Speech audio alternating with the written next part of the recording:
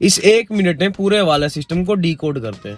मतलब मैं आपको एक्सप्लेन करूंगा ये पूरा सिस्टम वर्क कैसे करता है। अब सपोज करो मेरे पास 10 लाख रुपए हैं और वो ब्लैक मनी है, और मैं वो 10 लाख रुपए किसी और को भेजना चाहता हूँ। अब अगर वो ब्लैक मनी है तो मैं उसको बैंक में जमा नहीं करवा सकता, ऑब्वियस है।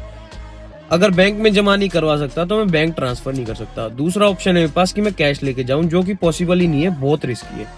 तीसरा ऑप्शन आता है मेरे पास हवाला का। अब ये जो हवाला होते हैं कंट्री टू कंट्री भी होते हैं या इंटर कंट्री, मतलब एक कंट्री से दूसरे कंट्री भेजे जाते हैं, या फिर state to state inter country पैसे भेजे जाते हैं। अब सपोज करो मेरे पास 10 लाख रुपए है और मैं वो दिल्ली से बी को बेंगलोर में भेजना चाहता हूँ। अब मैं अपने हवाला एजेंट के पास जाऊंगा, उससे 10 लाख रुपए कैश दूंगा, वो बदले मुझे एक कोड या फिर एक नोट जिसमें स्पेसिफिक कोड लिखा होगा वो देगा मुझे। वो सेम कोड और सेम नोट की फोटो बेंगलोर के हवाला एजेंट को भेजेगा।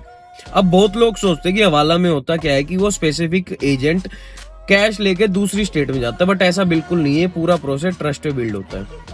अब उसने वो फोटो भेज दी दूसरे एजेंट को, अब सेम चीज मैं वो कोड और वो फोटो बी को भेजूंगा बेंगलोर में।